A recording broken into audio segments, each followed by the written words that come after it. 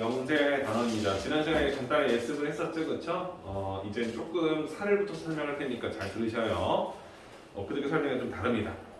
자, 명제라는 게 뭐였냐면은 참, 거짓을 분명하게 판별 가능한 문장이나 식을 명제라고 합니다. 그렇죠? 우리가 어떤 문장을 들었을 때 이건 잘못된 말이야. 이거는 틀린 말이 아니야. 이렇게 우리가 확실하게 말할 수 있는 것을 명제를 할 거고, 명제를 말할 때 소문자로 이렇게 뭐 P, 명제 P, 명제 Q, 명제 R 이런 식으로 표현을 많이 하는 편이죠. 그렇죠? 그리고 조건이라는 것은 뭐였냐면 그치? 어떤 문자의 값에 따라서 x가 x의 값에 따라서 참과 거짓이 판별되는 문장이나 식을 조건이라고 한다는 거죠. 그렇지? 이 조건은 참 거짓을 말할 수가 없어요. 그죠?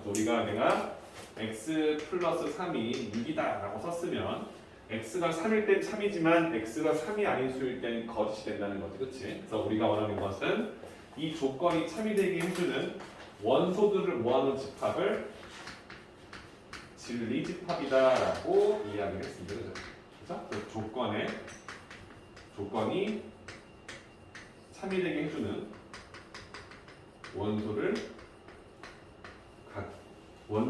모아놓은 집합이지. 모아놓은 집합이다라고 이야기를 하죠.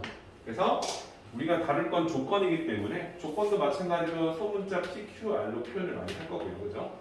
이때 진리집합은 그 녀석의 대문자 진리집합이니까 Q, R 이런 식으로 우리가 표현해서 문제를 나갈 것이다. 그래서 명제와 조건을 간단하게 정의하고요. 그 다음에는 뭐냐면 명제와 조건의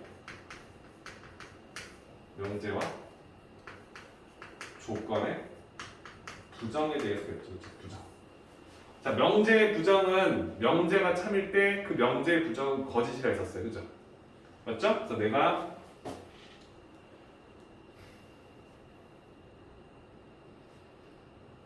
민찬이는 한 살이다 라고 말하면 이 말은 거짓이 되겠죠. 그죠? 거짓이 명제인데 이 명제의 부정은 민찬이는 한 살이 아니다라고 하죠. 그치? 이때는 참이 되겠죠. 그죠? 그래서 명제의 부정은 명제가 참일 때 그 녀석의 부정은 거짓일 수밖에 없고, 명제가 거짓이면 그 명제의 부정은 참일 수밖에 없다는 것을 우리가 알고 있는 거죠. 그렇지? 그래서 P라는 조건을 잡아서 이 명제를 잡았으면 이 녀석의 부정은 나P다라는 길수로 문제를 풀었다는 거죠. 그렇지? 그럼 진리집합을 이용한 조건에서 본다면 x 플러스 3은 6이다라는 이 녀석이 있어. 그치? 이 녀석의 부정은 x 플러스 3은 6이 아니다. 이 두 개는 다 참거짓을 확인할 수 있는 게 아니란 말이지. 그치? 그래서 이 조건을 생긴 P라고 잡고 이 조건을 Q라고 잡아놨는데 Q라고 잡아놨네. 그치? 그치? 잡아놨는데 얘는 어떻게 표현인지 보는 거니까 나 P가 되겠죠. 부정이 될 거니까. 그래서 우리가 이 녀석의 진리집합으로 확인해 봤다는 거예요. 그렇죠? 그래서 이 녀석의 진리집합은 당연히 3이 들어가 있을 거고, 이 진리집합은 뭐가 되는 거야? 3이 아닌 모든 실수가 되는 거지. 그렇지? 그래서 x는 3이 아닌 모든 실수다라고 이야기했던 거지. 그렇지?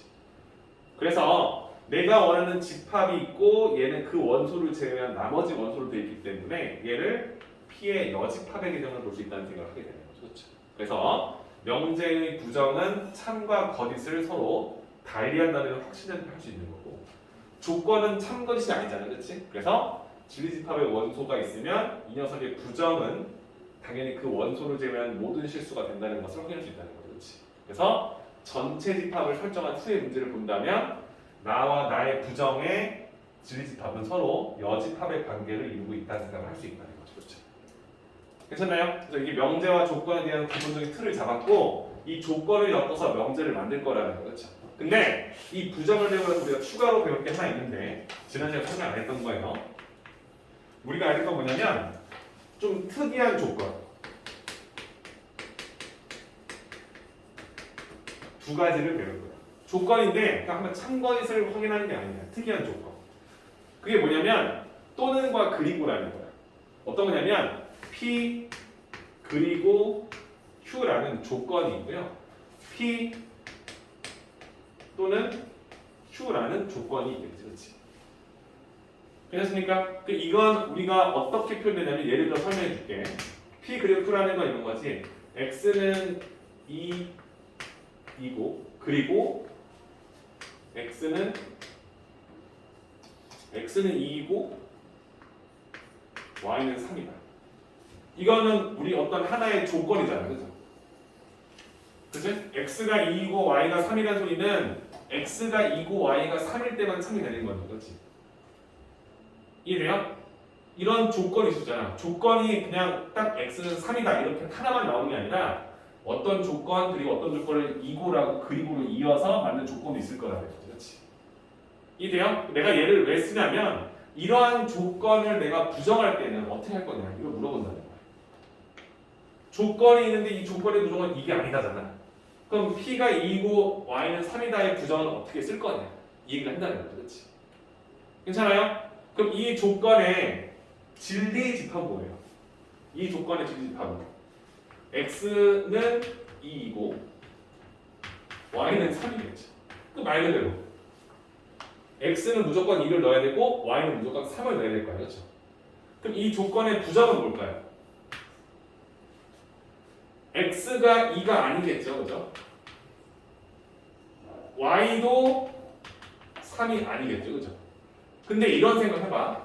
내가 X가 2고 Y가 3이라는 건 X하고 Y라는 순서상을 엄청나게 많이 만들어 놨어. 그치? 그 상태에서 나는 X가 2인 상황과 Y가 3인 상황을 뭐 한 거야? 하나를 쓱 빼와서 여기에 넣어 놓은 거야. 그치? 해석돼? 그러면 이 녀석의 부정은 얘가 아니다니까 여기에 X가 3인데 Y가 3이 있었어. 그럼 얘도 이 안에 들어가야겠지. 그치? 이해돼요? 쌤이 원하는 느낌을 이해했어?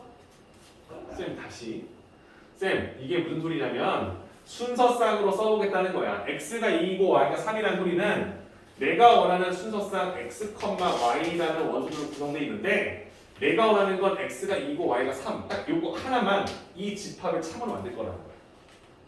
그지?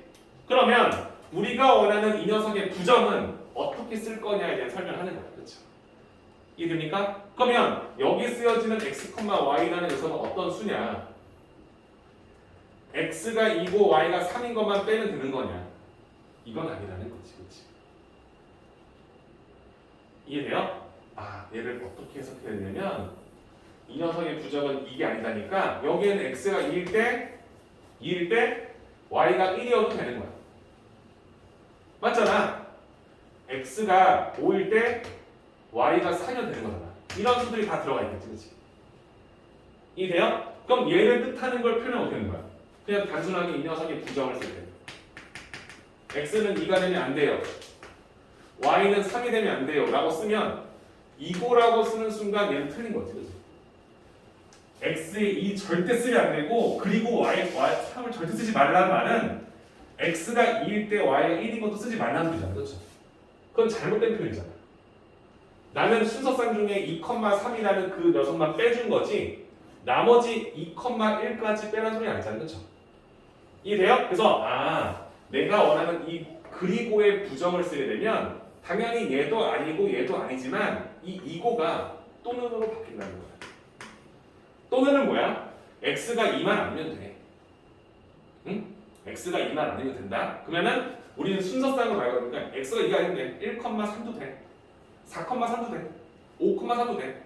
6,3도 이 녀석의 부정이 될 거라고. 그렇지? 그리고 또는 Y가 3이 아니면 돼. X가 없어도 상관없어. Y가 3만 아니면 돼. 라는 말로도 해석할 수 있는 거지. 그렇지?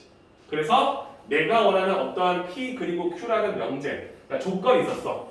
이런 조건을 이런 식으로 쓴다면 이 녀석의 부정은 어떻게 할 거냐? 그냥 x도 2가 아니고 y도 3이 아니다 쓰면 되는 거 아니에요? 그게 이거 쓰면 되는 거 아니에요? 아니라는 거지. 그리고는 또는으로 바뀐다는 느낌을 해석하는 소리인 거예요.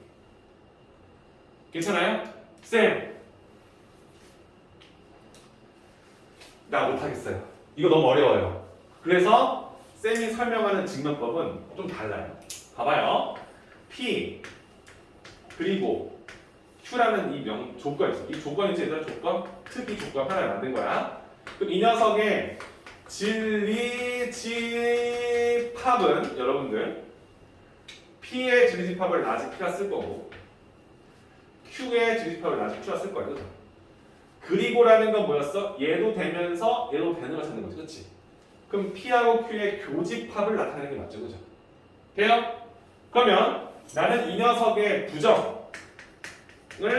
쓰고 싶은데 이 부정은 반드시 뭐냐면 진리집합이 P와 Q의 교집합을 제외한 원소로 돼 있을 거라는 거야. 맞죠? 이 녀석의 여집합이다라는 거 우리가 배웠잖아. 배웠잖아. 그러니까 이 녀석의 부정은 다음 같은 형태로 표현될 거라는 거. 그렇지? 그럼 얘를 풀었으면 P의 여집합과 Q의 여집합의 교집합이 합집합을 바뀌지. 그렇죠? 그럼 얘를 역으로 해석한다는 느낌 보시면 돼요. P의 여집합은 뭐야? 얘가 아니다. 나 P 이거. 그치? Q의 여집합은 뭐야? Q가 아닌 거야. 나 Q이다. 합집합은 뭐야? 또는 힘이 있지. 돼요? 그래서 우리가 원하는 특이한 조건 하나를 배웠어. P 그리고 Q라는 조건이 있어. 그런 게 있겠지. 근데 그런 조건을 부정한다면 어떻게 할 거냐? 얘가 아니다 라고 쓰겠지. 근데 단순하게 아니다 쓰는 게 아니라 이 녀석의 진리집합이 이런 원리를 갖고 있기 때문에 이 녀석의 부정은 얘의 여집합일 거고 얘를 풀어서 좀 다음과 같고 얘를 다시 역으로 설명하게 되면 나 P 또는 나 Q를 써줄 거야. 됩니까? 그럼 여러분들이 이 말을 이해했다면 쌤이 원하는 이 조건이 다 끝나게 되는 거예요. 괜찮아요? 괜찮죠? 그 쌤이 원하는 거 P 그리고 Q라는 녀석의 진리집합 진리집합을 구하시오. 그 진리집합의 부정을 표현하시오. 그치? 그리고 그 부정의 진리집합을 표현할 수 있겠습니까? 라고 한다면 P 그립 Q의 진리집합은 P와 Q의 그립 교집합인데 이 녀석의 부정을 쓰라고 하면 모르겠지만 부정의 진리집합은 P와 Q의 교집합의 여집합일 거니까 P의 여집합과 Q의 여집합을 같이 바뀌겠죠. 그러니 이 녀석의 부정을 쓰라고 한다면 나 어떻게 쓸 거냐? 나 P 또는 나 Q라고 씁니다. 해석돼요? 괜찮죠? 그럼 이 틀을 이해했으면 쌤이 P 그리고 Q라는 조건 말고 P 또는 Q라는 조건을 잡았을 때 이 녀석의 진리집합 쓰세요 한다면 라지 P와 라지 Q 얘도 되거든. 합할 거 다 되겠지. 그죠? 그죠? 그때 이 녀석의 부정은 당장 쓰기가 좀 껄끄러워서 이 녀석의 부정의 진리집합은 P와 Q의 합집합의 원소를 제외한 것들이 되겠지. 그치? 써봤더니 P의 여집합과 Q의 여집합의 교집합이 된다는 거 같아요. 그렇죠? 역으로 가져가 봤더니 얘는 뭐였냐면 나 P 뭐야? 그리고 나 Q라고 설명하면 되겠다. 됩니까? 그래서 내가 원하는 조건에 대해서 배웠는데 특이한 조건에 대한 부정을 쓸 때는 다음과 같이 표현할 것이다 라는 것을 이해할 수 있다는 거예요. 괜찮습니까? 이게 왜 중요하냐면 이제 우리가 명제를 배울 때 P이면 Q이다 라는 명제를 만들잖아요. 그죠? 근데 나는 이게 조건을 이렇게 앞에 쓰고 결론 써서 가정과 결론을 쓸 거 아니야 얘들아. 이때 여기 이 두 개는 조건이니까 여기에 P 또는 Q라는 조건을 만들어 놓고 Q이면 R이다 라고 써서 명제를 만들 수 있을 거 아니야. 맞지? 이렇게 만들 수 있잖아. 그때 이런 명제의 부정은 어떻게 쓸 거냐에 대한 설명을 하고 싶은 거야. 이해돼요? 이런 부분을 쓰기 위해서 이런 특이한 조건의 부정을 쓸 때는 이렇게 바뀐다는 사실을 우리가 인정하고 사용하자라는 얘기를 하고 싶습니다. 괜찮습니까? 이해되시죠? 자, 그러면 조건과 명제를 배웠고 우리가 쓰는 명제는 이제 어떻게 바뀝니까? 이 조건들을 엮어서 만든 식으로 바꿨을 것이다 라고 써서 명제의 수학적인 정의는 P이면 Q이다라는 것을 우리가 이제 명제로 만들 거라는 거죠. 여기서 PQ는 뭐다? 조건이 되겠지, 그렇지? 조건 P와 조건 Q를 엮어서 P이면 Q이다 라는 명제를 만들고 이 앞에 쓰는 이 P라는 것을 우리가 전제, 조건이라는 거야. 이런 조건을 쓰면 이런 결론이 나온다라고 엮어서 우리가 이걸 명제로 취급할 수 있게끔 만들 것이다. 괜찮습니까? 그래서 내가 원하는 명제를 만들어주면 x가 1이면 저번에 했던 거지? x제곱은 1이다 라고 썼으면 얘는 조건 x가 1일 때면 참이 되는 조건 얘는 x가 1과 마이너스 1 때면 참이 되는 조건 그죠? 그럼 이게 명제라는 거 우리가 알아. 야 1이면 이거 되니? 되는데요. x 1이면 제곱도 1이니까 그치? 그죠? 근데 이걸 우리가 찾는 방법은 조건을 배우면서 이 조건의 진리 집합을 배웠고 이 조건을 이용해서 이 조건의 진리 집합을 구할 수 있다는 거잖아. 그렇지?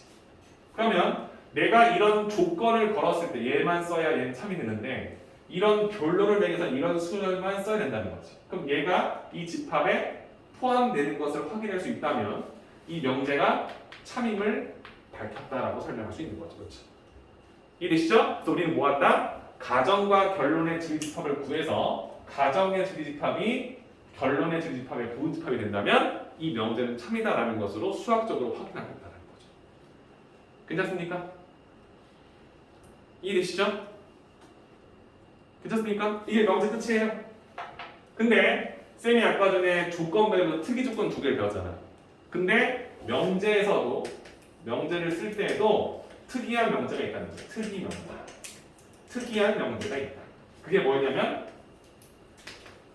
모든 실수 x에 대하여 어떤 실수 x에 대하여라는 인트로가 붙어있을 때겠지.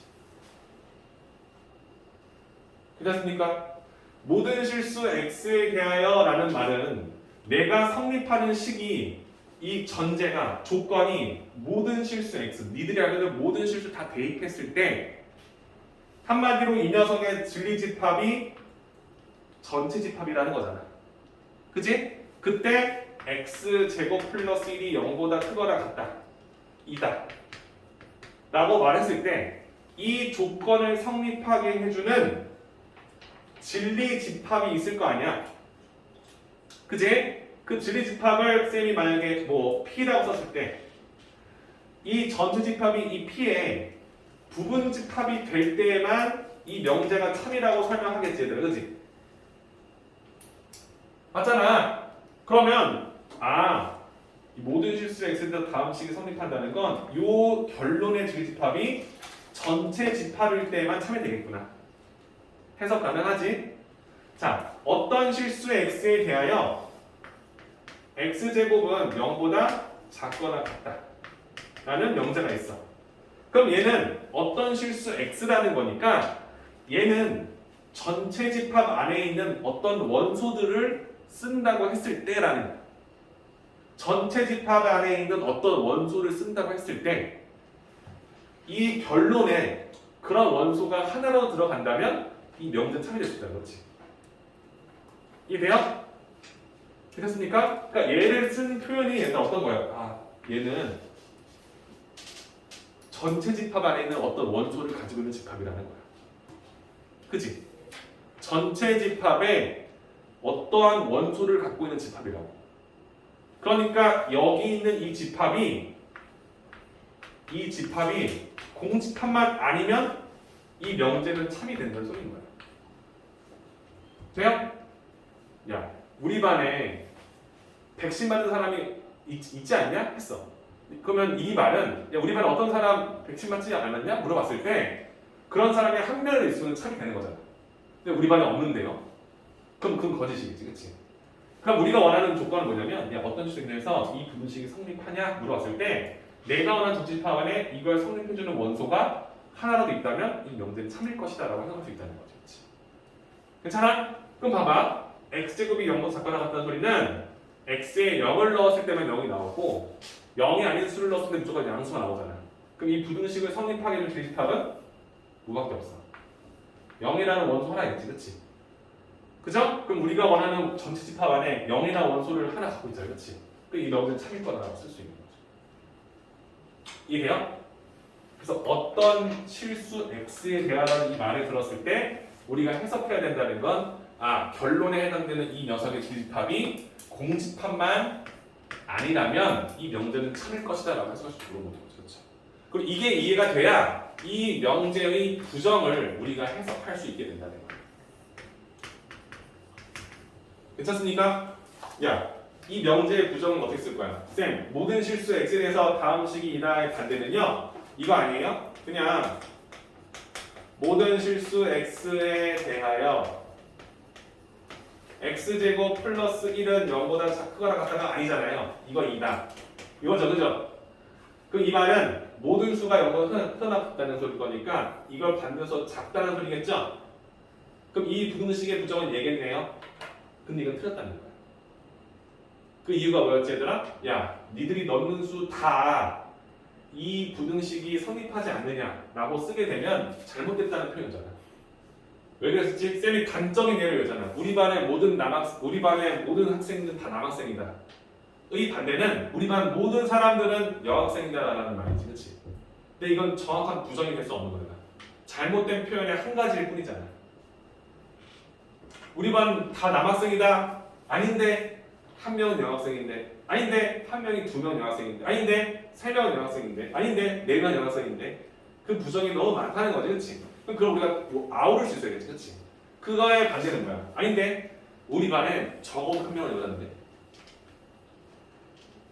적어도 한 명은 여자인데, 그렇지? 그 말은 어떤 한 명은 여학생이 있다는 거잖아, 그렇지? 그래서 우리가 원하는 모든 실수 x에 대하여 다음 식 쓸 때 참거짓은 다음 같은 틀로 찾아야 될 건데, 이런 명제의 부정을 뜻한다는 소리는 모든 실수 x가 아니라 모두는 어떤 실수 x로 바뀐다는 거죠, 그렇지?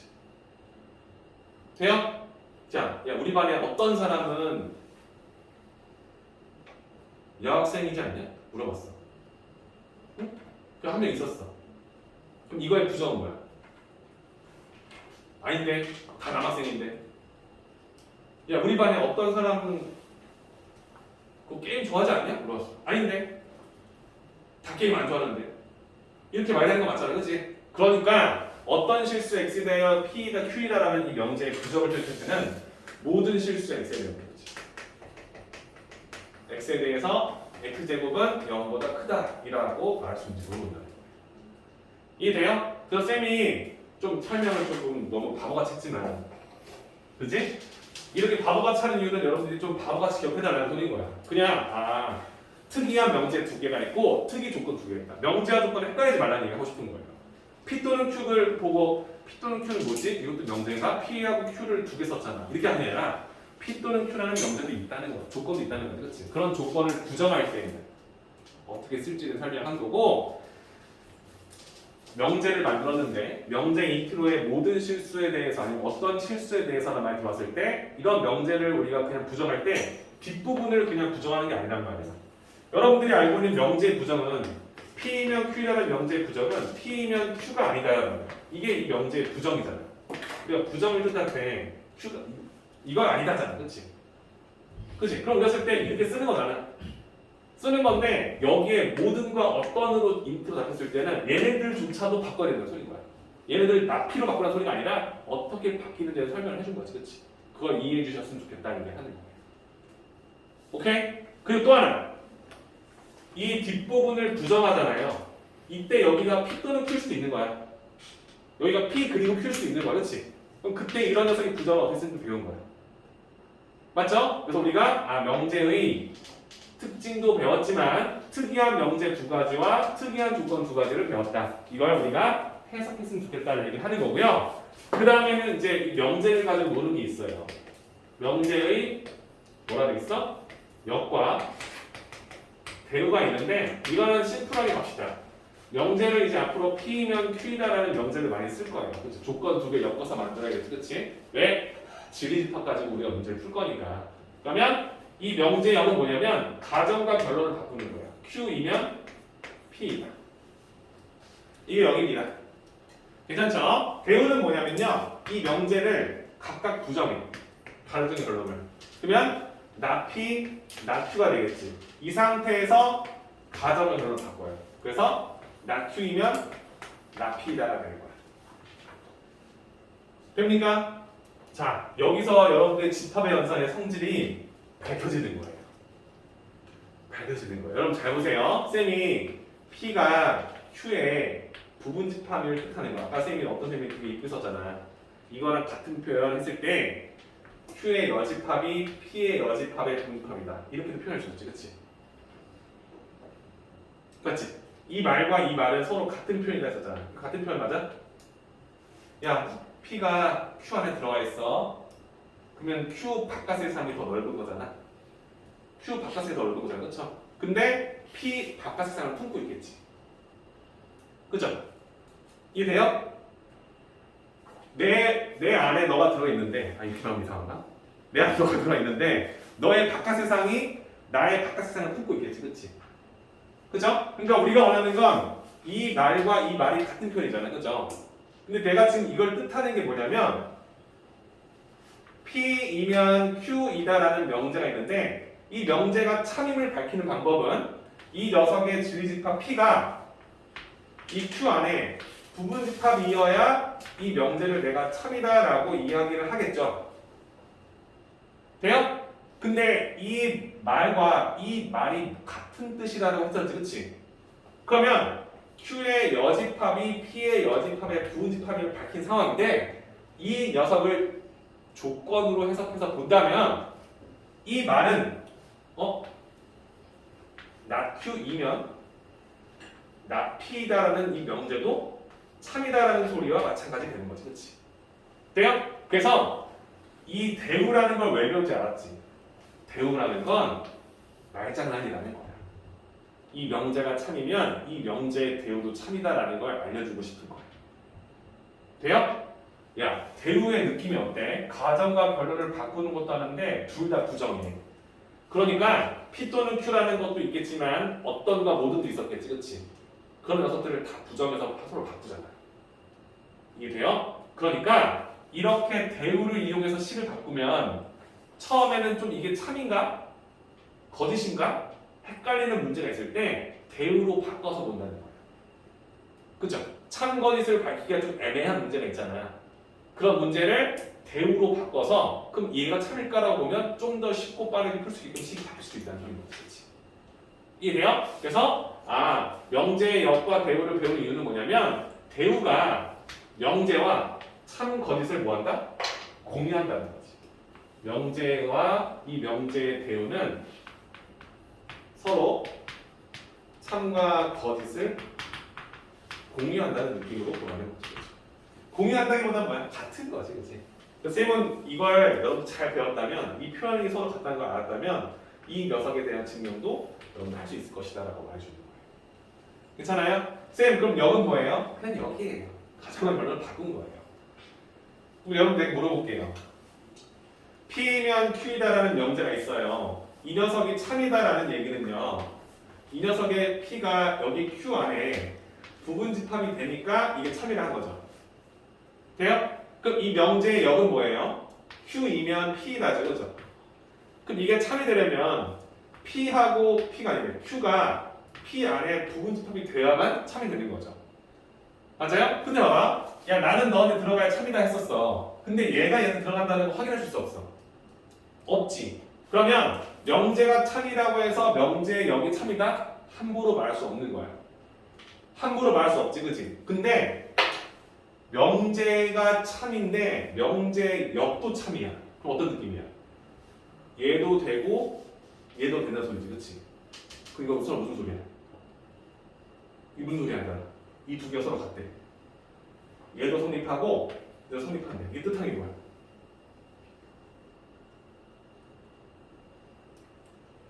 내가 너한테 너 나한테 들어온대. 이게 무슨 소리야? 얘하고 얘가 뭐란 소리야? 같다는 소리겠지. 돼요? 이해돼? 그럼 여러분들 뭐야? 야, 이 명제가 있는데 이 명제도 참이고 역도 참이래. 그럼 뜻하는 게 뭐야? 가정과 결론의 주입표는 같다는 소리잖아. 이렇게 해석할 수 있냐 물어보는 거야. 명제가 참인데 역도 참이야? 아, 이 가정과 결론이 같은 진리집합을 갖고 있구나 라고 해석할 수 있다는 소리인 거야. 오케이? 오케이.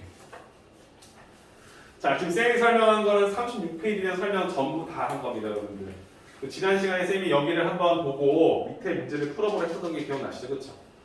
그죠? 책에 나와 있는 건 그 역과 대우에 대한 설명을 돼 있는 거예요. 이게 역이고 이게 대우고 이런 관계에 있다는 걸 알고 있느냐. 그 부분이니까 너무 어렵게 보지 마시고 다음 페이지에 나와 있는 문제를 풀어주시면 될 것 같아요. 37페이지 선생님이 한 5분 정도 되겠죠?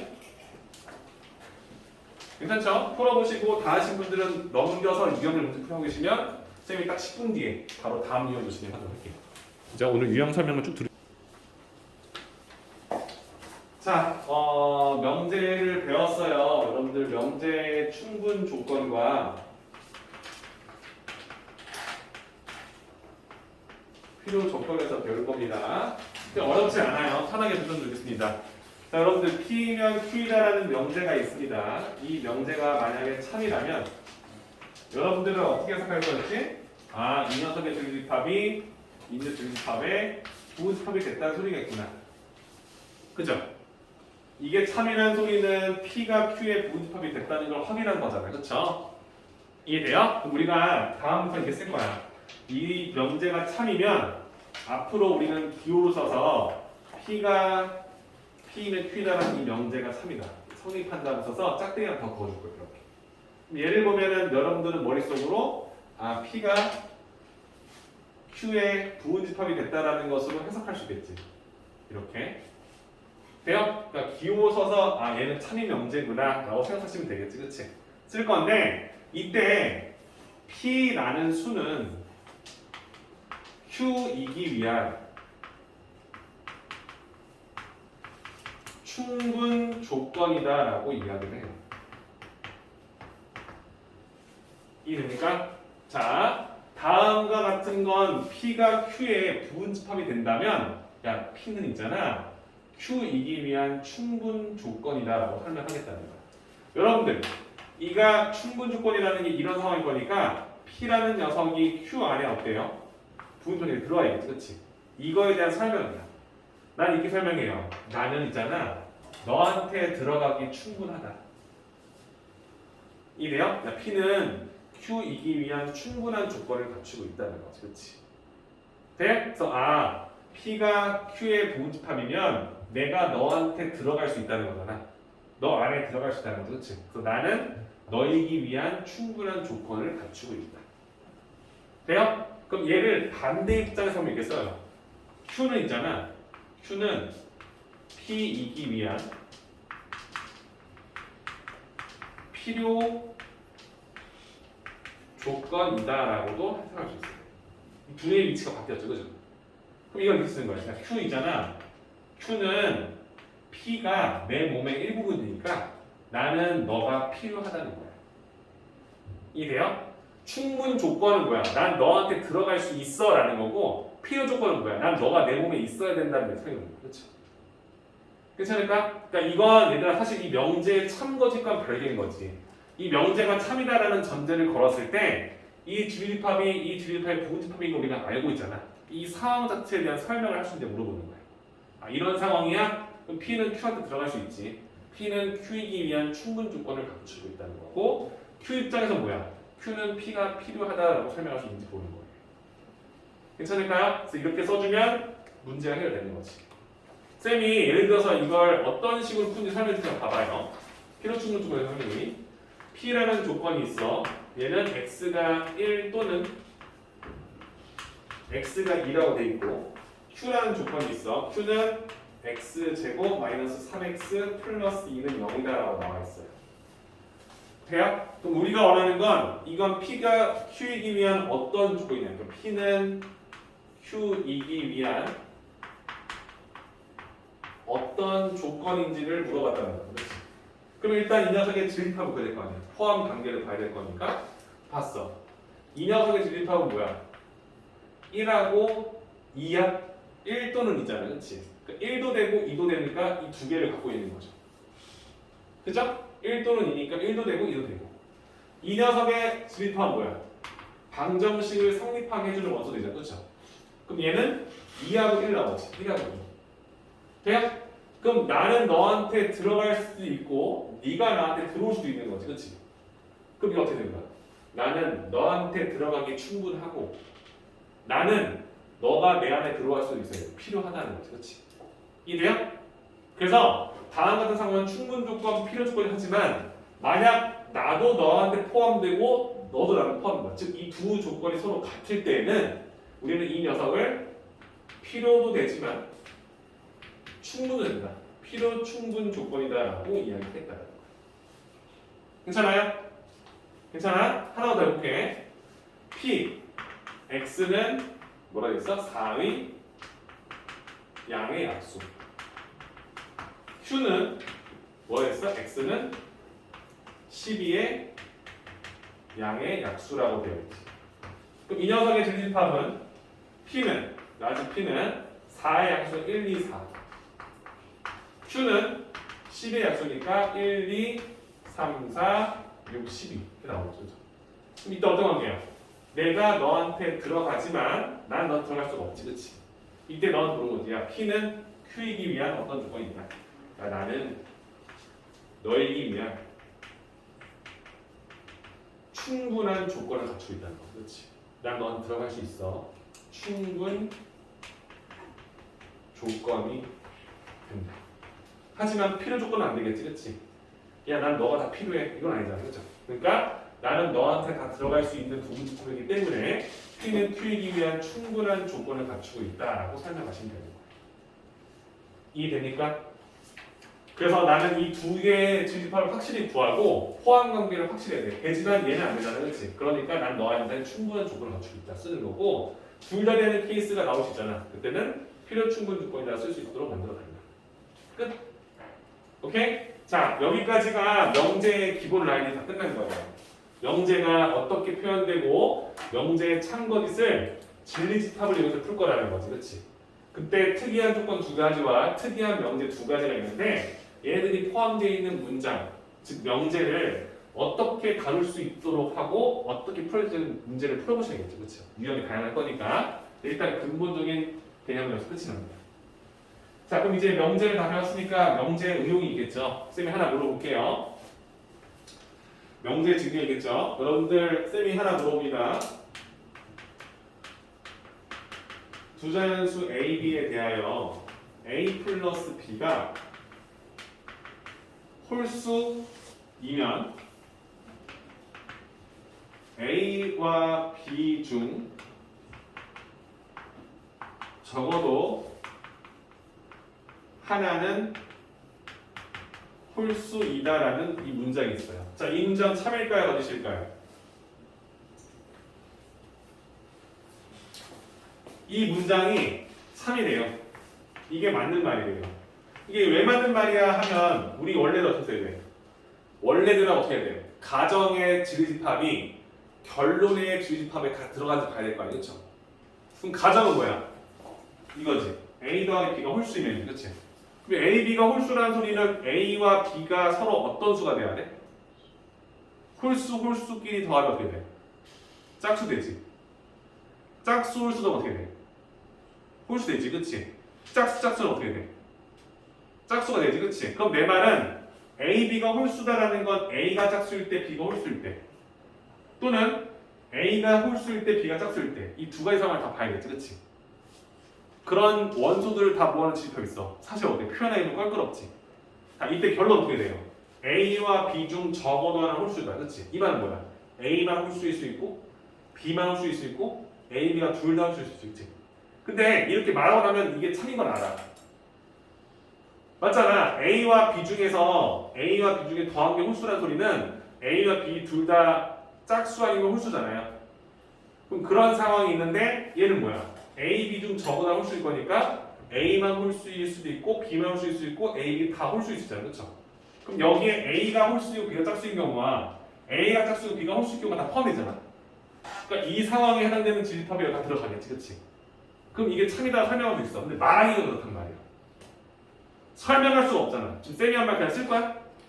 이게 A가 짝수일 때 B가 홀수이거나 B가 홀수일 때 A가 짝수일 때 딱 두 가지가 있는데요. 얘는요 A가 짝수 B 홀수 되고요 홀수 짝수 되고요 둘 다 홀수 홀수 되는 거잖아요. 그럼 세 상황 중에서 이 상황 두 가지가 다 들어갈 거냐 답이 돼요. 맞지 그치? 근데 얘를 설명하기 좀 힘들잖아요. 그치? 그래서 이런 명제가 참임을 밝힌다. 즉 우리는 뭐 할 거냐면 이 명제가 참임을 증명해 달라는 거예요. 증명하시. 그럼 여러분들은 이걸 증명할 때 진리집합을 써야 되는데 쓰기가 좀 껄끄러우니까 이 명제의 부정을 이용해서 풀 거라는 거다. 부정이 된다. 대우를 이용해서. 왜? 이 명제가 참이면 이 명제의 대우도 참일 거니까. 자, A와 B 중 적어다는 홀수이다의 부정은 뭐야? A와 B 모두 뭐야? 모두 뭐야? 야, 둘 중에 하나는 홀수래. 이거의 반대말은 뭐야? 둘 다. 부정이 뭐야? 둘 중에 하나가 홀수라는 소리는 홀이잖아. 그런 상황이 아닌 거 뭐냐고. A, B 모두 그치. 짝수 이면으로 바뀌었지, 그치? 돼요? A 더하기 B는 홀수이다의 반대말은 뭐야? 부정은 뭐야? A 더하기 B는 짝수 이다가 되지, 그치? 돼요? 그럼 이 명제는 어때? 그냥 참인 게 증명이 된 거지. A와 B가 모두 짝수니까 A가 2의 배수, B가 2의 배수 더하면 2 더하기 A 플러스 B 2 곱하기 A 플러스 B 꼴이 될 거니까 당연히 짝수다라는 게 증명이 되는 거지. 이거 증명하는 거 어려워? 어렵지 않잖아. A가 짝수니까 A는 2의 배수고 B도 2의 배수란 말이야. 그러면 A 플러스 B는 2 곱하기 K 플러스 P가 될 거니까 얘도 2의 배수인 게 참에 증명됐다. 이렇게 쓰시면 끝나는 거죠. 그렇죠? 돼요? 자, 얘를 증명하는 건 좀 껄끄러워. 표현하기가 어려우니까. 하지만 이 명제의 대우를 바꿨더니 좀 간결해지지. 그렇지? 그래서 우리가 원하는 건 뭐냐면 명제를 참인 걸 밝히는 증명법을 배우는데 그 중에 하나를 지금 한 거야, 쌤이. 뭐랬냐면 대우를 이용해서 대우. 이 명제가 참이면 대우 참일 거니까 대우를 구해서 참인 걸 밝힌다. 대우법이다라고 하는 거예요. 그렇습니까? 명제를 증명하기 껄끄러울 때, 이 명제의 대우를 바꿔서 그 명제가 참임을 밝히는 방법. 간접적으로 밝힌다는 느낌이 되겠지, 그렇죠? 돼요? 자, 또 하나의 증명법을 설명할 거예요. 쌤이 원하는 부분을 들어보세요. 졸리구나. 졸려하는 그런 눈빛과 표정 너무 힘들어, 쌤이. 자, 보세요, 여러분들. 두 실수 A, B 돼요. 이걸 그냥 얘들아 설명이지. 이걸 가정이라 쓰면 안 돼. 그냥요. 절대값 A 더하기 절대값 B가 있대요. 얘가 0이면 A는 0이고 B도 0이다. 자, 이건 참이죠, 여러분들. 느낌 아니까 A와 B의 절대값은 0이라는 건 A, B가 모두 0이라는 소리잖아. 그러니까 오른쪽식 성립 판단이 밝혀진 거지, 그렇지? 근데 이게 참인 걸 밝히래. 근데 참 말하기가 그래. 아니 절대값 두 개 더해서 0인 건 A, B가 모두 0일 수 있으니까 맞잖아. 그치? 그럼 얘를 증명하는 방법 중에 하나는 뭐냐면 이게 가정, 이게 결론이지. 이 결론을 부정하는 거야. 결론을 부정한다고. 한마디로 뭐야? 이 명제를 P라는 명제로 잡았으면 나 P를 써보라는 거야. 왜? 얘는 거짓일 거니까. 맞죠? 명제가 참이면 그 명제의 부정은 거짓이잖아. 그럼 써봐. 절대값 A 플러스 절대값 B의 합이 0이면 A는 0이고 B는 0이다. 쌤이 할 때 특이한 조건이지. 특이한 조건. 이 조건의 부정은 A는 0이 아니고 이거니까 또는 B도 0이 아니다. 이거지, 그치? 돼요? 괜찮아? 그럼 여러분들 이 명제가 부정인 걸 밝히면 거짓인 걸 밝히면 이 명제의 역이었던 얘는 참이 되겠죠. 뭐라고? 나는 얘가 참인 걸 밝히고 싶은데 이 명제의 부정을 썼어. 그럼 얘가 거짓이다라는 사실을 밝히면 이걸 알아내면 자연스럽게 얘가 참인 걸 밝히게 되는 거지. 돼요? 괜찮죠? 자, A와 B를 더한 값이 0이라는 소리는 A와 B가 모두 다 0이라는 소리인 거예요. 그러니까 이 녀석의 주기집합을 쓰라고 하면 A와 B가 있는데 A와 B가 있는데 얘는 0,0밖에 답이 없다는 거잖아.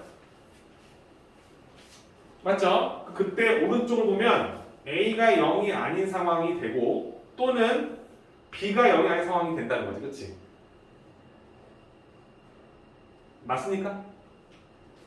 그리고의 반대가 또는이니까. 그치? 그럼 이런 상황에서 얘가 되는지 물어보는 거잖아. A가 0이 아니래요. A에 0이 아닌 수를 써야 돼, 무조건. 이런 수 써야 돼. 그때 B는 뭐가 되든 상관없는 거지. 그럼 여기에 0이 들어가는 상황이 다 들어가 있겠지, 여기. 그죠? 이런 상황 있겠지? 또는 B가 0이 아니래. 여기에 0을 쓸 수 없어. 그치? 여기에 0을 쓸 수 없잖아. B가 0이니까. 그쵸? 그럼 여기에는 1, 2, 3 이런 수들이 들어가겠지. 그치? 돼요? 그럼 이때는 A가 0은 상관없는 거지. 돼? 그럼 이런 수들로만 구성돼 있겠지. 0도 있지만 1도 있고 2도 있고 3도 있겠지만 근본적으로 A, B가 모두 0인 상황이 나와 안 나와? 나올 수가 없잖아. 그러니까 이 명제가 거짓이라는 걸 우리가 확인할 수 있는 거지. 그렇지? 그래서 너는 거짓이더라. 나는 A, B가 다 0이 되는데 A가 0이 될 수 없는 상황을 다 찾았는데 그럼 A가 0이 없잖아. 어? 또는 B가 0이 될 수 없는 게 다 있대. B가 0이 아닌 수가 다 있겠지. 수사겠지? 그럼 B가 0이 없잖아. 그렇지? 그죠? 그럼 A와 B가 모두 0이 있는 상황이 있을 수 있어 없어? 없겠지. 그치? 그러니까 이 명제가 거짓이라는 걸 밝혔죠. 그죠? 돼요? 그러니까 이 명제의 부정이 거짓이기 때문에 이 명제가 참인 걸 밝힐 수 있다. 돼? 물론 더 복잡하게 고친 것 같은 느낌이 들지만 우리가 얘를 참고할 수 있다는 얘기를 하는 거예요. 이해되십니까? 그죠? 그래서 문제에서 보시면 쌤이 설명한 게 245번 문제예요. 읽어봐요. A가 0 또는 0이 아니다. 또는 B가 0이 아니다라고 하면 A 절대값 A와 절대값 B의 합은 절대 뭐가 나오는 거야. 그러니까 이렇게 내가 설정을 잡으면 절대값 A와 절대값 B는 뭐가 된다는 소리인 거야? 0보다 0이 될 수 없다고요. 그죠? 다시 말하면 얘 0보다 크다는 소리를 하고 싶은 거예요. 왜? 절대값이니까. 야, A가 0이 될 수 없고 또는 B가 0이 될 수 없대. 아, 그 말은 A와 B의 절대값은 0보다 클 수밖에 없다는 걸 밝힌 거지. 그치? 이거 이므로 저 가정 속에서 얘를 성립할 수 없다는 거잖아. 저 조건을 여기다 대입할 수 없기 때문에. 그치? 그죠? 이런 상황에서 내가 원하는 A 절대값이나 절대값 B의 합은 0보다 크기 때문에 이것은 A의 절대값과 B의 절대값이 0이다라는 이 말에 모순이 된다. 틀리더라라는 거지. 그치? 그러니까 두 실수 A, B에서 주어진 명제가 틀렸다는 것을 밝힐 수 있다. 참이라는 걸 밝힐 수 있다. 이렇게 보시면 돼요. 지금 내가 뭐 한 건지 알죠? 여러분들 이걸 이렇게 바꿔서 이 녀석이 읽은 걸 아니까 이 상황이 이렇게 나올 수밖에 없기 때문에 너희들이 종합해서 얘가 0보다 크다는 것으로 확인했다는 거지. 그렇지? 이거니까 이 명제의 부정은 거짓이 된다. 모순이 생겼다는 거죠. 그렇죠? 그죠? 그렇기 때문에 주어진 명제는 참일 수밖에 없다. 확인해. 됩니까? 이걸 뭐라 한다고? 명제를 부정해서 잘못된 걸 찾는다. 이걸 우리가 기류법이라고 해요. 여러분들이 앞으로 고등학교 3년 동안 이 참인 걸 밝히는 지금 3개를 배울 거야. 그 중에 2개를 배울 겁니다. 첫 번째는 대우법, 기류법. 우리 수원 특강도 치고 있죠. 마지막이 뭐냐면 수학적 귀납법이라고 배울 거예요. 귀납법을 토대로 3개가 맞습니다. 그렇죠? 그렇습니까? 그래서 우리가 원하는 이 3가지의 증명법을 써서 밝히는 문제가 있다. 확인하시면 되는 겁니다. 괜찮죠? 쌤도 이거 이쁘게 좀 정리해 드릴게요. 자, 명제가 참인 건 이게 끝났어. 참인 건 참인 거겠지, 그렇지? 근데 이 명제의 증명은 딱 두 가지가 있다. 지금 우리가 배운 거. 증명은 제휴법과 비교법이 있다. 대우법은 뭐였다? 대우를 가지고 명제의 대우가 참임을 밝힌다. 이거고 비교법은 뭐야? 명제의 부정이 거짓임을 찾는다. 이렇게 되는 건 거지. 오케이? 괜찮습니까? 자, 고생했습니다. 이제 우리가 배우는 명제 단어는 끝이 난 거고요. 그 밑에 나오는 절대부등식이라는 말이 나올 거예요, 여러분들. 절대부등식. 별표 좀 쳐놓고 여러분들. 이건 여러분들 앞으로 정말 많이 나올 거예요. 정말 많이 나올 거예요. 고등학교 1학년, 2학년, 3학년 내내 절대부등식이라는 이 부분이 많이 나오는데 이 부분을 이용한 증명법 중에서 몇 가지가 나올 건데 여러분들이 꼭 기억하셔야 될 게 참 많습니다. 쌤이 그냥 중요 부분만 설명할게요. 절대부등식이라는 건 여러분들 느낌 보시면 아시겠지만 어떤 수를 넣어도 항상 성립하는 부등식이 절대부등식이에요. 여러분들 x제곱은 0보다 크거나 같다. 어때요? 이거 절대부등식이죠. 그러니까 한마디로 절대부등식은 뭐냐면 부등식의 해가 모든 실수인 걸 우리가 절대부등식 하는 거예요. 이해돼요? 우리 절대방정식 배웠나요? 절대방정식 안 배웠나요? 씁쓸하구만. x 더하기 y는 0이다. 문자가 두 개고 식이 하나야. 이거 뭐라 했었지? 식이 두 개인데 문자가 두 개인데 식이 하나야. 이 방정식의 해는 겁나 많잖아. 무수히 많잖아. x가 100이면 y가 마이너스 100이면 되잖아. x가 0.1이면 y가 마이너스 0.1 되는 거잖아. 해가 무수히 많은 거지, 그치? 돼요? 이걸 우리 뭐라 했었어?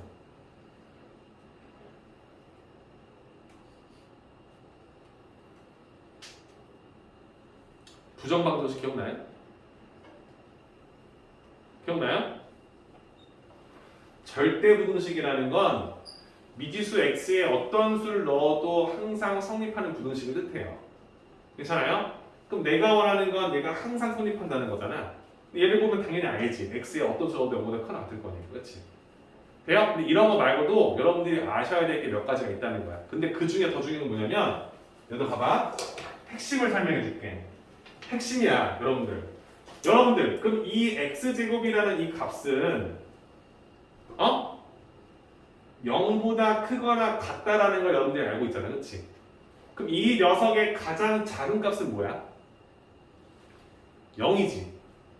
x제곱이라는 이 값의 최소값을 쌤이 물어본다고. 그럼 최소값이 0이다라는 걸 여러분들이 인지할 수 있지, 그렇지?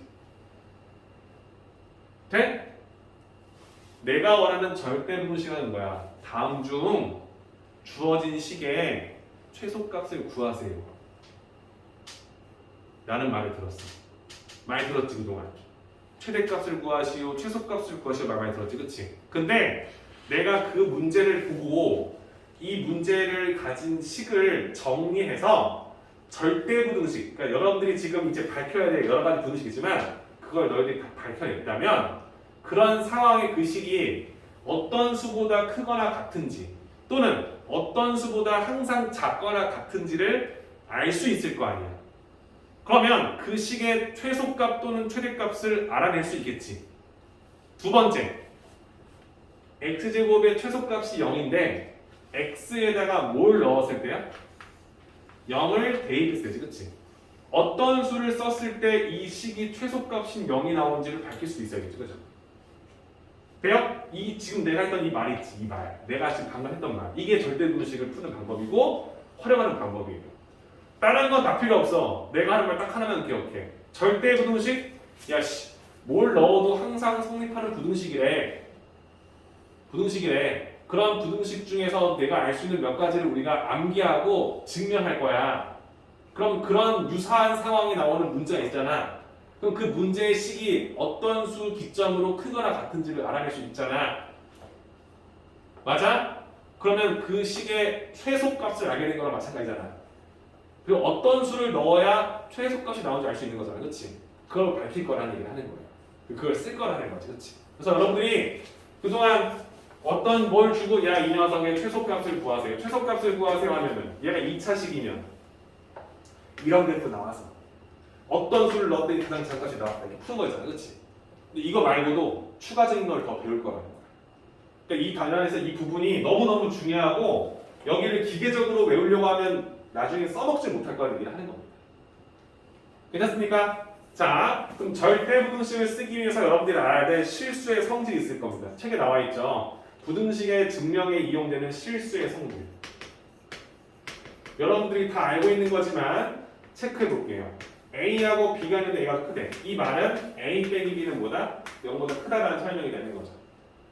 쓸 거라는 소린 거예요. 부등식이 있는데 얘가 절대부등식인 걸 밝히기 위해서 좌를 우려했으면 한쪽으로 몰아쓸 수 있다는 성질 쓸 수 있다고. 이렇게 할 거라고. 한쪽으로 몰 거라고. 괜찮아? 괜찮지? 두 번째 뭐라 했어? A의 제곱은 0보다 크거나 같다. 이건 우리가 알고 있는 사실이지. 쌤, A제곱은요 마이너스 1보다 크거나 같은데요. 쌤, A제곱은요 마이너스 2보다 크거나 같은데요. 쌤, A제곱은요 마이너스 100보다 크거나 같은데요. 얘는 항상 음수보다 크거나 같은데요. 얘가 지금 그걸 물어보는 게 아니잖아. 그치? 이 식은 0보다는 크다 할 거라고. 그렇지? 이 값이 될 수 있는 가장 작은 값이 0이라는 것을 여러분들이 알고 있느냐 물어보는 거예요. 여기에다가 쌤 마이너스 써서 쌤 이거 되잖아요. 이걸 내가 원하는 게 아니라 그렇다고 이 녀석의 최소값이 마이너스 5니? 아니잖아. 그치? 나는 지금 그 극한의 최소값을 알기 위해서 세팅을 하고 있는 거야. 오케이? 자, 세 번째 뭐라 되겠습니까? A제곱. 아, 이거 써있잖아. 여기 나오고. 여러분 이것도 당연한 거죠? 그치? 실수제곱 더하기 실수제곱이 0보다 더 낫다. 얘가 0이고 얘가 0일 때 그때 최소값 0이 나온다. 이런 포인트를 잡아달라는 소리인 거야. 나 졸면 못해. 얘들아, 쌤은 한계가 있어. 너희들 지금 졸면 쌤이 도와주지 못해. 자, A제곱 더하기 B제곱이 0이라는 소리는 이걸 해석할 수 있냐 물어본 거지. A가 0이고 B가 0이다 라고 해석할 수 있는지 물어보는 거야. 당연한 거죠. 근데 이게 중요한 거야. 앞으로 이게 나왔어. 또 어떻게 되는 거야? A제곱은 0보다 큰 같은데, 그치? A제곱은 0보다 큰 같은데, 맞지? 그럼 여기서 이 식의 최소값은 0인 걸 아는데 어떨 때 0이 나오냐고. x 더하기 2y가 0일 때 나올 거 아니야.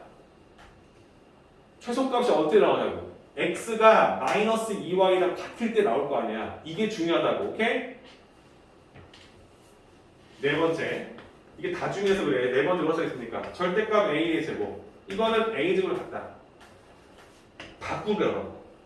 절대값이 포함되어 있는 어떤 부등식 풀 때 제곱하면 절대값이 지워질 거라고. 우리 많이 쓰잖아. 이거 푸는데 이게 루트 3이야. 양변 제곱할 때 얘를 지우잖아. 왜? 의미가 없으니까. 그치? 그 성질을 쓰겠다고. 오케이? 그 다음 오른쪽 뭐라 되겠습니까? 절대값 AB가 있어. 얘는 뭐야? 절대값 A 곱하기 절대값 B라 바꿔도 전혀 문제가 없는 거지. 어차피 부호는 양수로 바꿀 거니까 이렇게 생긴 식을 이렇게 바꿀 수 있다. 또는 얘를 이렇게 바꿀 수 있다는 생각하자는 거. 오케이? 자, 다섯 번째. 마지막이야. A가 0보다 크고 B가 0보다 커. 이거야. 이거 1대. 둘 다 양수일 때 A하고 B가 더 크다면 이거이면 둘 다 양수라면 두 수에다가 제곱을 해도 내가 더 크다. 두 수에다가 루트를 씌워도 내가 더 크다. 맞지? 오케이? 그 말인즉슨 얘가 두 개가 모두 양수라는 걸 알고 있었어. 이게 성립하면 이렇게 바꿀 수 있다는 생각하는 거고 이런 상황이 있으면 양변 제곱해서 A가 더 크다는 거 인정할 수 있다는 거지. 그렇지? 둘 다 양수라면 이렇게 된다면 여기에 제곱을 시켜도 부등호가 바뀌지 않고 이 녀석들의 양의 제곱근을 구해도 부등호 바뀌지 않을 것이다. 쓸고 있어. 쓸 수 있다는 생각 할 수 있냐고 물어보는 거야. 괜찮아? 자, 기본적인 구성 5가지입니다. 쌤이 말했죠? 굳이 외울 필요는 없겠네. 왜? 쌤이 강조하지 않을 거니까. 강조할게. 이걸 여러분들이 그냥 단순하게 외우는 게 아니라 이걸 왜 쓰는지 생각해보라는 거야. 쌤이 했던 이 말 자체를 해석할 수 있다면 이제 내가 증명을 할 거야. 절대분식은 사실 얘들아 겁나 많아. 자, 첫 번째 여러분들이 알고 있는 절대분식 1번 a제곱 더하기 풀마 ab 플러스 b제곱은 항상 보다 크나 같대. 네? 쌤 이게 뭐죠? 말도 안 되는 소리인데요. 얘가 왜 0보다 크 같아요? 얘는 a 플러스 마이너스 2분의 b의 제곱으로 완전 제곱 식꼴로 만든다면 괜찮아? 두 개 곱한 다음 2 곱하면 ab 나오잖아. 풀마. 그럼 내가 쓴 게 4분의 b제곱 쓴 거지. 그럼 빼주겠지. 4분의 b제곱 빼주겠지? 그럼 얘네만 나오겠네. 나오겠지. 돼요? 그럼 얘는 여러분들이 지금 방금 배웠던 이 성질을 지금 여러분들이 알고 있잖아. 뭐야? 실수의 제곱 더하기 4분의 3b제곱은 루트 4분의 3b의 제곱이 되겠죠. 이 정도까지 쓰기 선생님이 괜찮지? 그럼 얘는 실수의 제곱 더하기 실수의 제곱이니까 얘는 0이라는 수를 기점으로 항상 크거나 같다는 거야. 최소값이 0인 걸 주는 거야. 맞아? 마이너스 1, 마이너스 1 당연한 거지. 그건. 이 값이 될 수 있는 가장 작은 값이 0일 거라는 거 알잖아. 그럼 그 값이 0일 때는 어떻게 되는 거야? 너가 0이고 너가 0일 때겠지. 그치? 그러면 b가 0이지. b가 0이면 a도 0이지. 그럼 여기다가 단 최소값이 나오는 경우 등호가 성립할 조건은 a도 0이고 b도 0일 때입니다.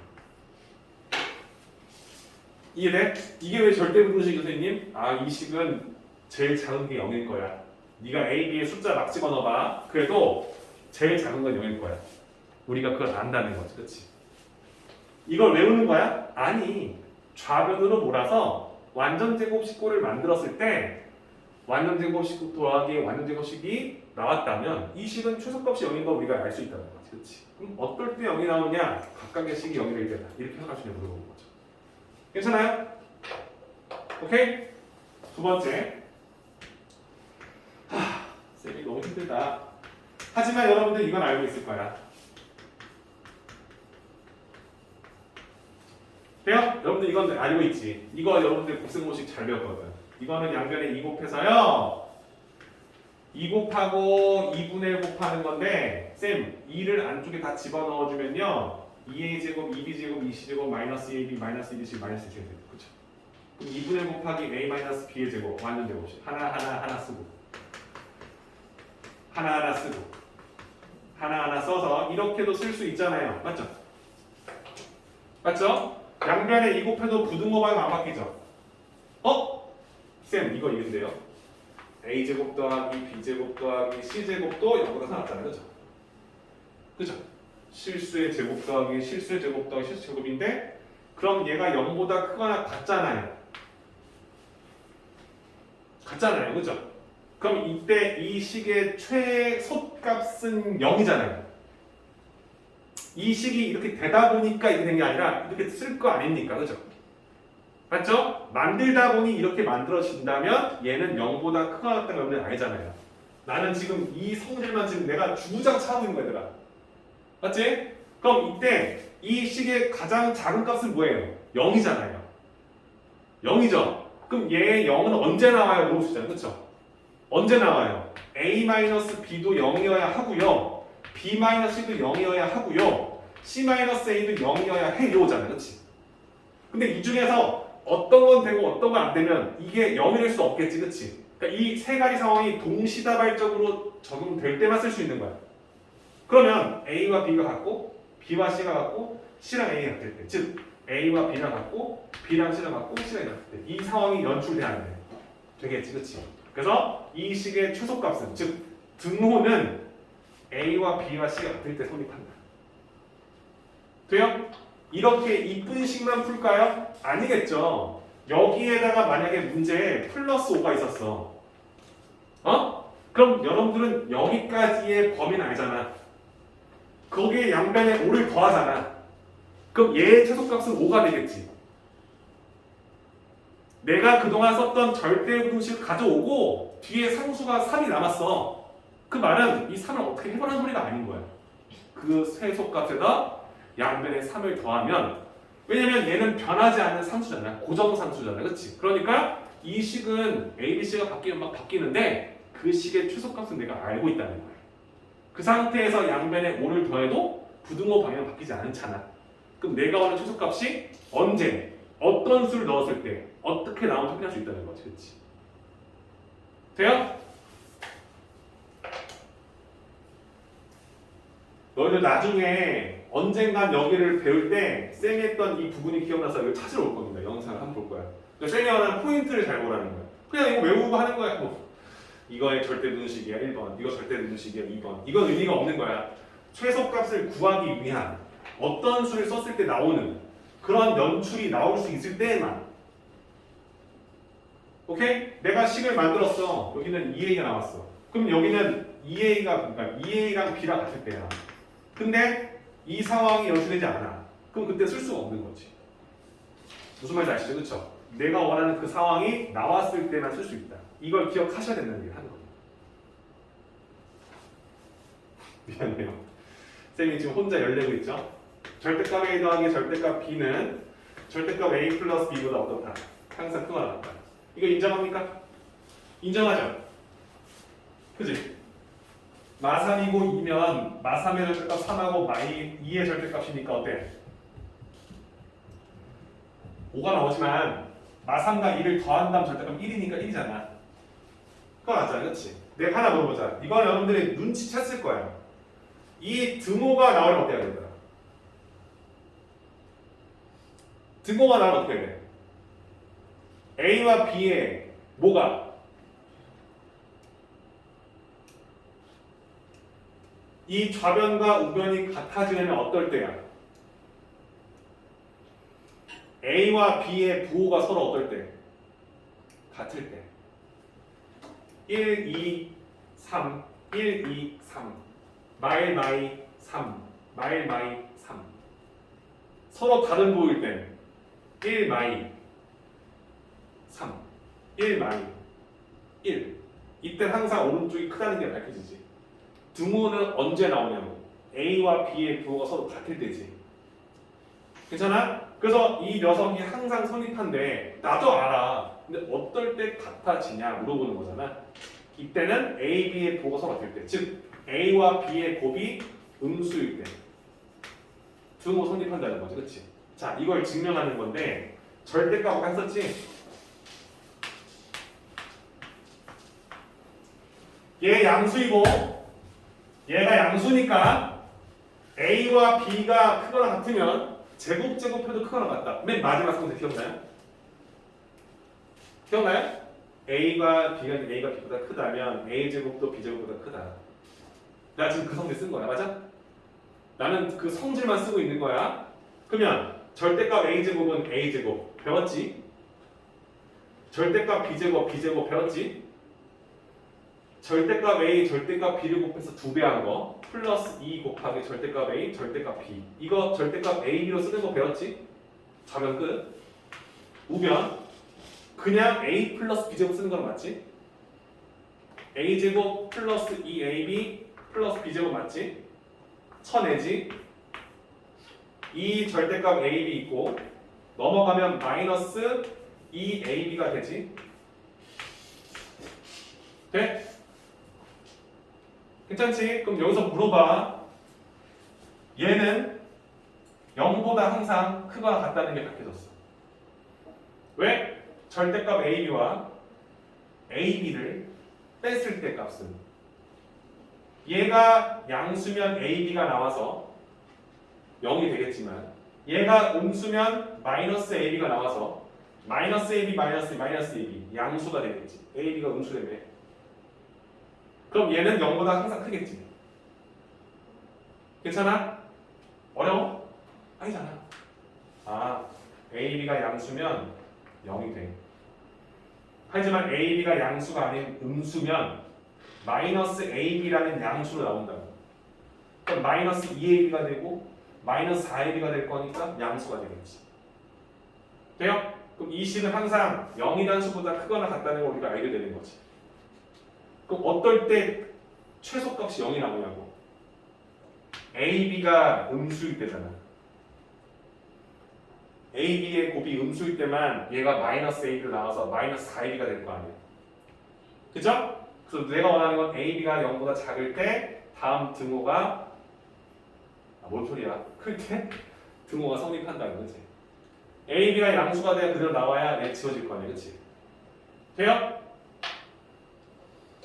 이해됩니까? 쌤이 이렇게 단기 완성으로 설명을 해본 적이 없어서 짜증나고 좀 그래요. 마음이 항상. 쌤이 올 때 되게 신경을 많이 써서 오거든요. 아, 좀 더 뭔가 해야 되는데. 근데 내가 너한테 막 마구잡이로 집어넣을 순 없잖아. 하루에 정량이 있을 거니까, 그치? 근데 내가 원하는 건 막 오늘 한 것까지 어때? 쌤이 그래서 지난번에 명제 설명 괜히 그냥 했잖아. 이런 게 명제 했잖아. 그 명제가 좀 알잖아. 명제 좀 알잖아. 조건이랑 명제의 차이점 알잖아. 특이 명제 2개, 특이 조건 2개 씹어줬잖아. 그 상태에서 그래 명제 이런 거고 참인 거 줄일자 잡아서 그냥 들어가는 거 확인하면 되겠다. 끝난 거야. 충분 필요 이거 그냥 그때 하면 돼. 그냥 이런 표현이다 하면 돼. 증명하는 거 그냥 하면 돼. 하면 돼. 그거야 뭐 어려운 게 아니잖아, 그렇지? 근데 우리가 지금 하고 있는 이 절대부등식이라는 이 부분은요 너무 중요하다는 얘기를 하는 거야. 그래서 쌤이 그 기본적인 3개 증명했잖아요. 그러니까 이건 여러분들이 다 이해하잖아. 그냥 그런가 보다 하고 가잖아, 그렇지? 이 절대부등식에서도 여러분들의 가장 앞으로 많이 다루는 이 부분이 산술 비하예요. 이게 끝이에요. 이 아래 나오는 코시 슈바르츠는 여러분들한테 쌤이 다음 시간에 설명해 줄 건데 별로 중요치 않다기보다는 당장 포인트로 봤을 때 별로 중요치 않아요. 절대부등식을 이해할 때 코시 슈바르츠는 그냥 하나의 그냥 우리 앞에서 할 때 1, 2, 3이 똑같은 상황인 거야. 그러니까 걔는 별로 중요치 않고요. 걔는 나중에 다루면 되니까. 근데 이 산술기하 평균은요 너무너무 중요하고 너무너무 많이 나와요. 지수함수에서 나오고요. 왜 지수함수 나오냐면 나중에 지수함수 값이 다 양수라서 그래요. 그러니까 어떤 상황인지 봐요. 산술기하에서 이 산술이라는 거와 기하의 차이 나겠죠, 그렇죠? 숫자 그리고 도형 약간 이런 느낌일까요? 그럼 산술 평균이라는 건 내가 두 수를 주면 어떻게 평균해요? 두 수를 가지고 일어나는 게 산술 평균이잖아요, 그렇죠? 이게 산술 평균이에요. 기하 평균은 뭘까요? 도형에서의 평균이죠, 그렇죠? A, B니까 A와 B를 갖고 있는 사각형 하나를 만들어서 생각해요. 괜찮아요? 그럼 이 넓이 몇이에요? AB죠. 그럼 내가 원하는 AB의 기하적인 평균이 뭐냐면요. 이 AB를 한 변으로, 넓이를 AB로 하고 있는 이 정사각형의 한 편. 이게 평균이 되는 거예요. 기하 평균. 그럼 얘는 뭐예요?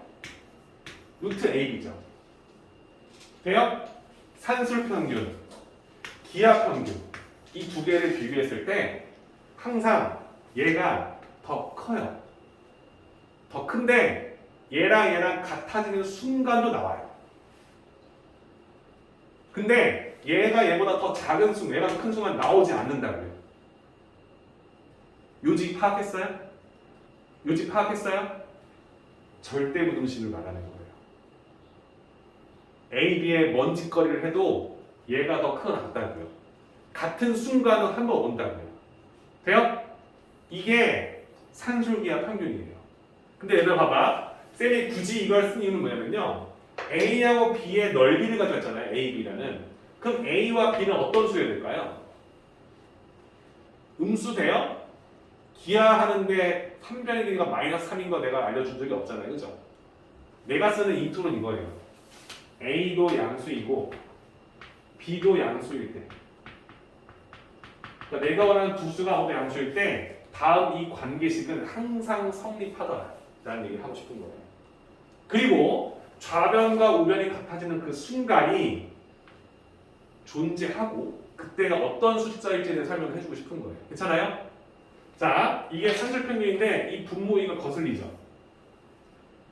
양변에 2를 곱해서 이렇게 설명을 해요. 산술기하 평균이 뭐냐? 두 양수가 있는데 두 양수의 합은 이 루트 AB가 가장 작을 수밖에 없다라는 거예요. 이거 엄청 좋은 거 아닙니까, 여러분들? 내가 너희들한테 두 양수 줬어. 그럼 너희들 AB에다가 니들 마음껏 숫자를 집어넣어.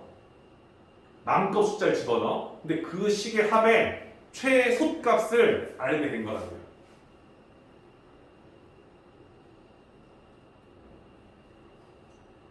이해돼요?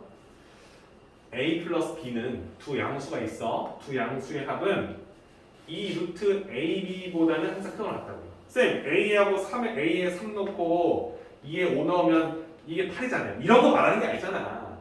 어떤 관계식을 주겠지? 관계식을 줄 거 아니야. 내가 너희들한테. 그치? A, B가 몇일 때 줄 거 아니야. 이 관계식이 항상 성립함을 밝혀야 너희들이 쓰겠지? 루트 실치, 양수지,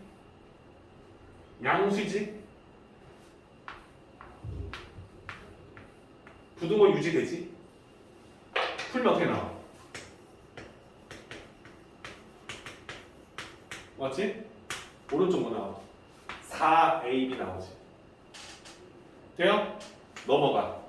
마이너스 2AB 되지. A-B의 제곱이 0보다 크거나 같다. 나와 안 나와? 나오지. 그러면 얘가 는이 되는 순간은 언제야? 등호가 성립한 조건 언제 때야? 이 두 수가 서로 같을 때겠지.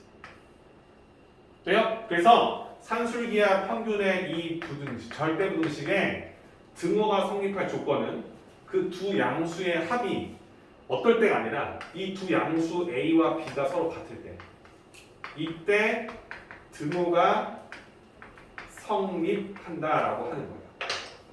오케이? 자, 쌤이 얘를 하나만 더 끝낼게요. 미안해요. x 플러스 x분의 1의 최소 값을 물어봤어요. 여러분들은 이걸 보면 어떻게 합니까? 뭔 소리 하겠지, 그지? 자, 이 문제의 인트로는 뭐냐면요, x가 0보다 클 때요. 자, 이게 여러분들의 앞으로 고등학교 생활에 쌤이 진짜 뭐랄까? 아, 내가 이걸 미쌤한테 배운 걸 너무 잘했다 라는 것까지는 아니더라도 이때 이 기억을 내가 갖고 있으니까 참 도움이 된다는 생각을 할 거예요. 봐봐, x 플러스 x분의 최소값? 아, 최소값? 2차식도 아닌데 양변에 x 곱해? 그럼 말도 안 되는 거지. 내 맘대로 숫자를 바꾸는 거니까. 2차식도 아니야. 그래프를 그릴 수도 없어. 왜? 배운 적이 없으니까.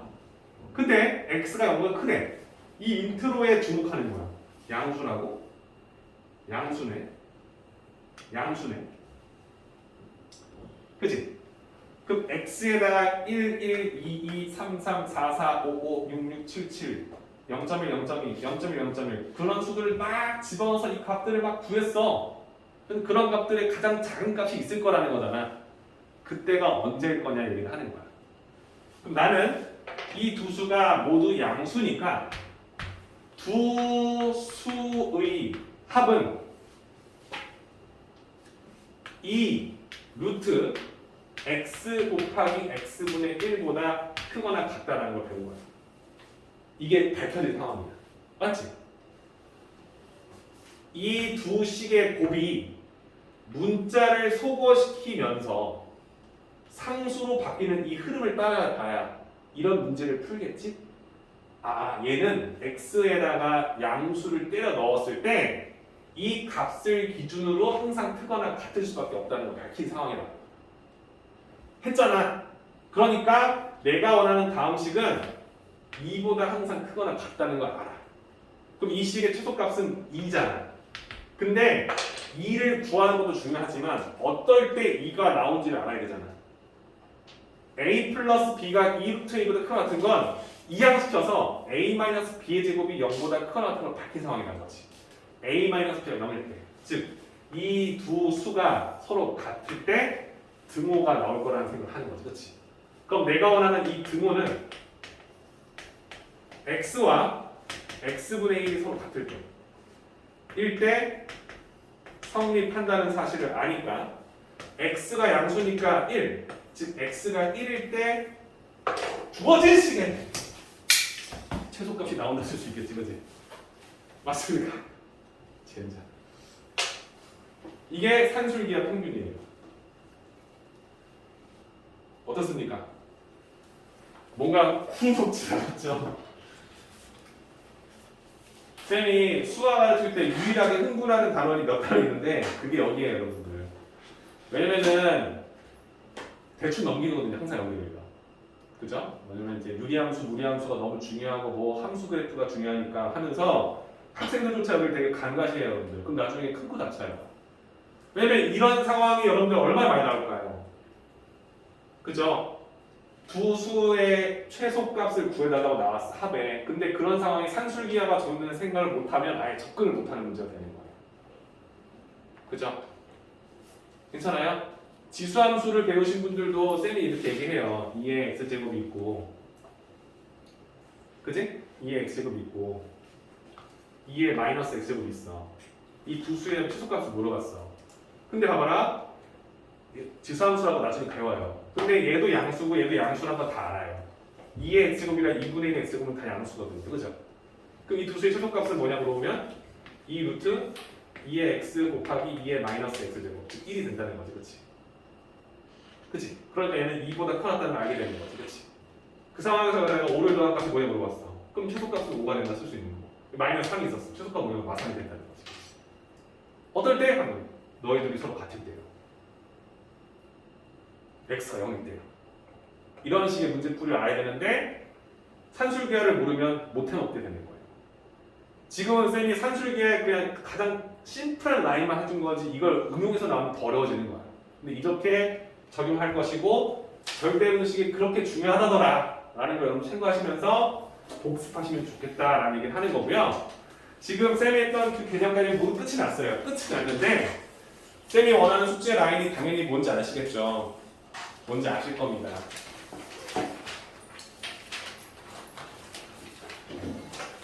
쌤이 체크하는 라인만 숙제로 가져갈 겁니다. 다음 주에는 함수 파트를 다뤄야 되기 때문에 쌤이 많이 해주지 못해요. 여러분들이 기본적으로 알아야 될 것들을 하겠죠. 유형 1 가져가고요. 유형 2 가져가고요. 유형 3 가져갈 수밖에 없겠죠. 그죠? 이 세 개만 하면 일단 명제가 뭔지 정도는 알 거예요. 반례라는 것을 설명하고 싶지만 반례에 대한 설명을 할게요. 4까지 가져갑시다. 쌤이 미안해요. 그 다음에 포함관계는 여러분들한테 잡아주면 될 테니 상단문법은 쌤이 넘기겠습니다. 실력 넘길 거고요. 쌤은 여러분들 도움될 수 있도록 하는 거는 유형 8 가져갑니다. 모든 것 어떤에 대한 명제의 참거짓은 여러분들 하실 수 있어야겠죠. 그렇죠? 유형 9도 가져갑니다. 명제 역과 대우의 참거짓. 쌤이 아까 기억하시죠? 상단문 꼭 지우고요. 쌤이 다 중요하다는 건 아니지만 배운 건 해야 될 거 아닙니까? 그렇죠? 12 가져가고요. 필요 충분 요건 관계식까지는 하지 않겠습니다. 여러분한테 13 가져가시죠. 응용까지 하나만 합시다. 그렇죠? 명제의 증명은 여러분들 빈칸 채우는 거고 총 4문제밖에 없기 때문에 쌤이 유형 16하고 17 넣어주는 거 너무 부담스러워하지 말고 4문제예요. 빈칸 채우는 문제예요. 그렇죠? 그리고 못할 겁니다. 빈칸 채우는 문제 아닌 거는. 그치? 그 다음에 쌤이 지금 말했던 절대분식이 유형 19하고 20 산술기하 나와 있는 건데 산술기하 시리즈는 다 했으면 좋겠어요. 이렇게. 자, 근데 산술기하를 배우고 산술기하 응용, 산술기하 응용 둘. 근데 이 두 개는 어려울 거라는 생각을 해요. 그죠? 근데 이걸 쌤이 설명해주고 싶은 거니까 그냥 풀어보라는 얘기를 하는 거예요. 이렇게입니다. 많아 보이지만 문제는 그렇게 많지 않은 것 같아요. 근데 여러분들 이걸 화요일날 올 때 진짜 뭐랄까 좀 내가 좀 제대로 해보겠다는 마음으로 해오지 않으면 그죠?